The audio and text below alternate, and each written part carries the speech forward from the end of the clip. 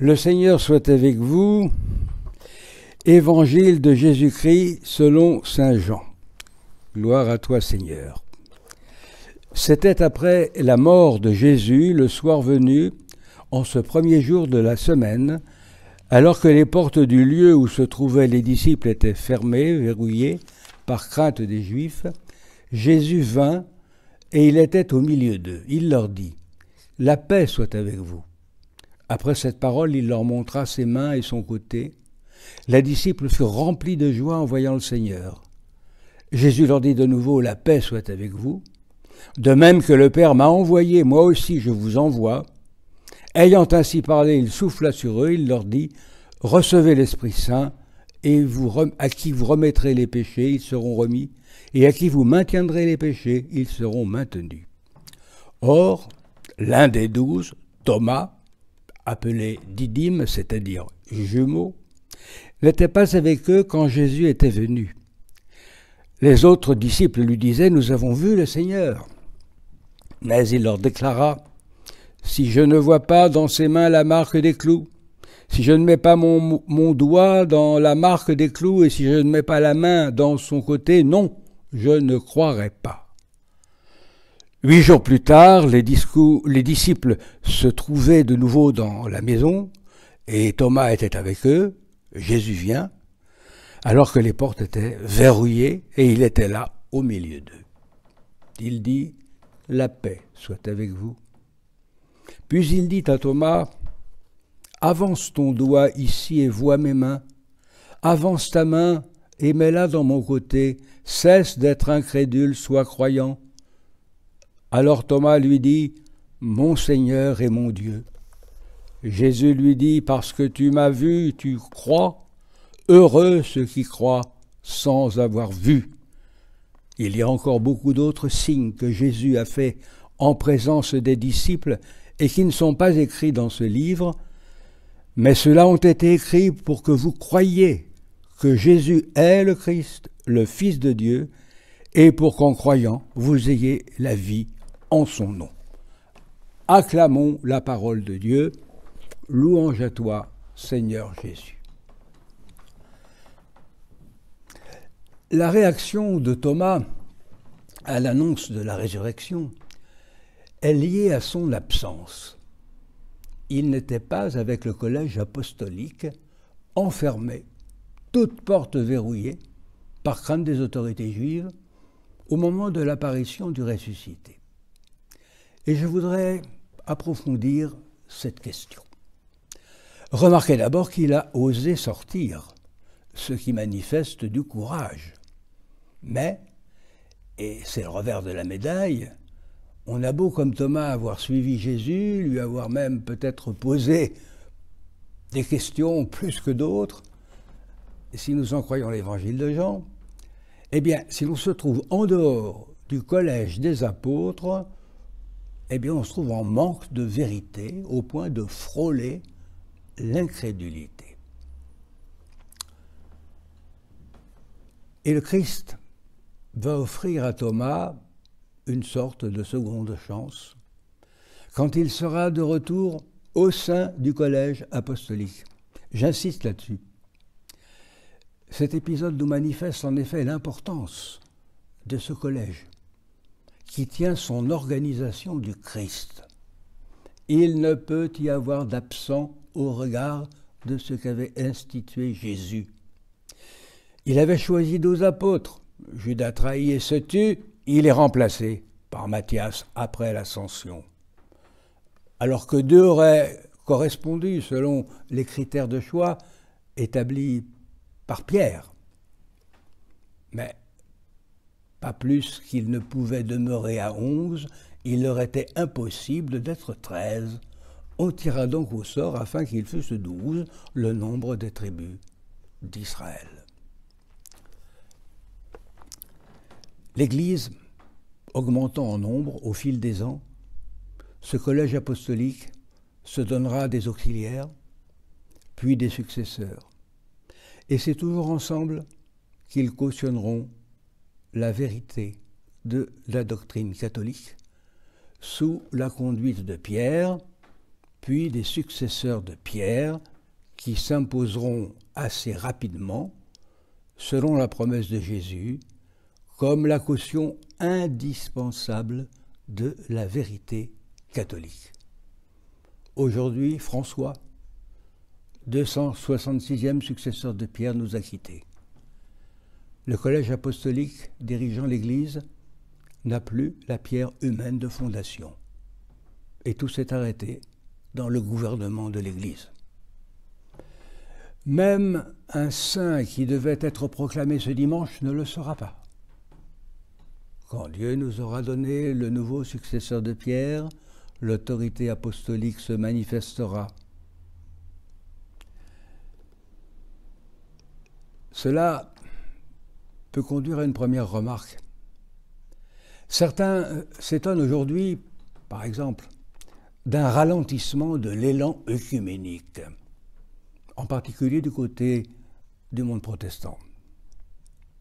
Les accords d'Augsbourg de 1999, signés entre Rome et la Fédération luthérienne mondiale sur la question séparatrice centrale du XVIe siècle, la justification par la foi, auraient dû être suivis immédiatement de réponses claires à l'encyclique de Jean-Paul II, Ut unum sint, pour qu'il soit un, qui datait de 1995, et obliger les chrétiens séparés de Rome à prendre une position claire concernant le ministère du successeur de Pierre, commençant à tenir compte de l'autorité du collège apostolique catholique.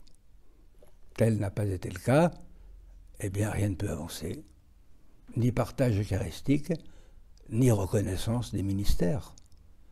Cela n'empêche pas, bien sûr, heureusement, l'amitié et des actions communes, mais bloque, bien évidemment, tout progrès dans l'unité ecclésiale. Revenons maintenant à Thomas et voyons comment il expose son manque de foi. Il l'exprime par le rappel de la crucifixion telle qu'elle est rapportée par l'évangile de Jean, qui comporte la précision du côté transpercé. Autrement dit, parle de l'épanchement de l'eau et du sang, réalité rappelant les deux sacrements fondant l'Église, le baptême et l'Eucharistie. En formulant ce désir de vision, Thomas ne se manifeste pas comme le champion de l'incrédulité, comme on le dit communément trop souvent, mais bien plutôt comme le disciple de questions religieuses importantes. Il donne comme condition à son adhésion au dire des autres la vision du supplicié vivant qu'on lui a décrite ou que, selon la tradition des églises de l'Inde, il aurait vu lui-même à Golgotha. Un incrédule, et surtout ses successeurs contemporains, auraient tout nié en bloc, sans évoquer la possibilité d'une vision, d'une apparition. Eh bien, Jésus va donner le sceau de la vérité au récit de Saint Jean, beaucoup plus pour nous chrétiens qui n'avons pas vu que pour Thomas lui-même. Thomas préfigurant l'Église qui viendra. L'apparition de Jésus et les paroles qu'il prononce correspondent à ce que j'appellerais volontiers la foi sous condition de Thomas. Si je ne vois pas dans ses mains la marque des clous, si je ne mets pas mon doigt dans la marque des clous, si je ne mets pas la main dans son côté, non, je ne croirai pas. C'est le verset 25 du chapitre 20. Et la nouvelle apparition aboutira à cette confession de foi dont il faut bien peser les termes.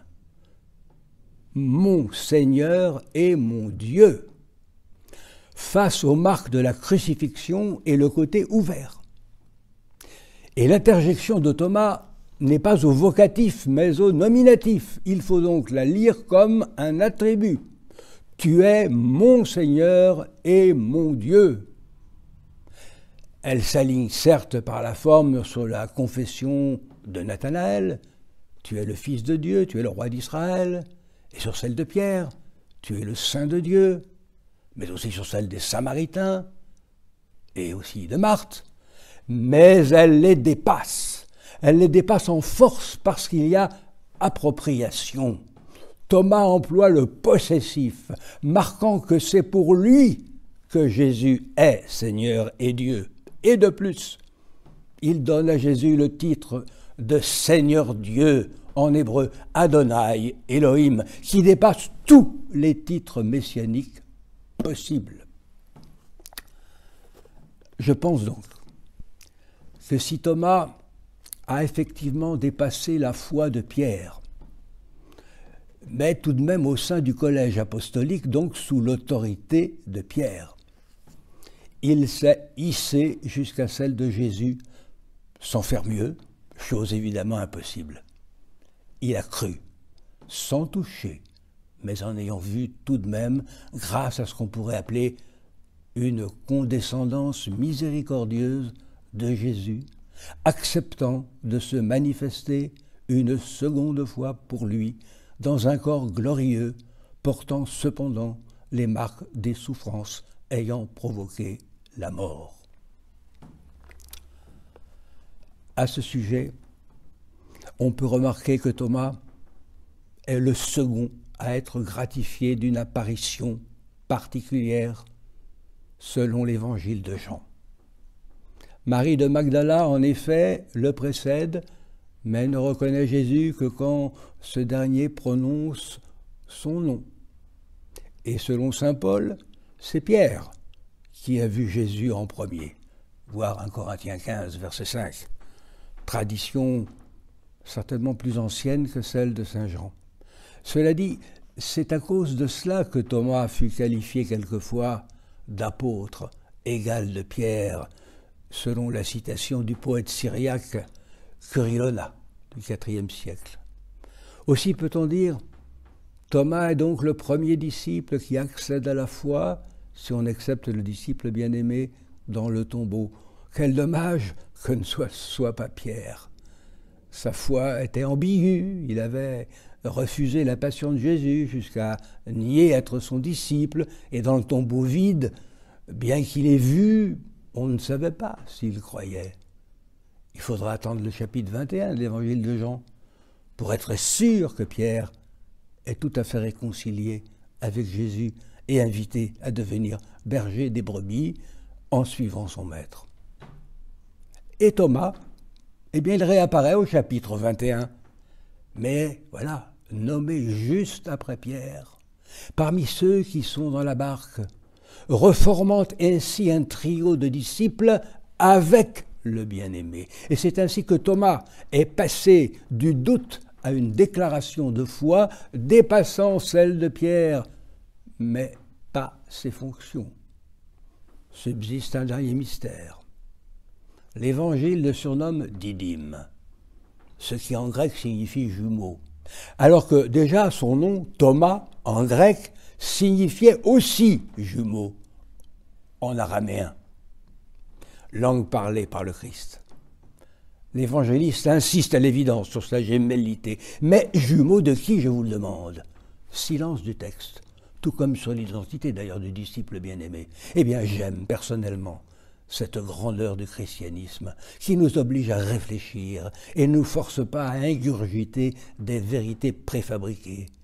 Les vérités chrétiennes venant de Dieu portent toujours avec elles l'éternité et le mystère.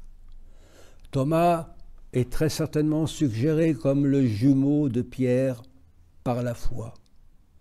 Pierre demeure bien le seul roc sur lequel Jésus construit son Église. Il domine sans conteste un collège, mais en conservant une proximité plus grande avec le disciple bien-aimé. Gémellité dans l'amour du Christ et avec Thomas, gémellité de foi.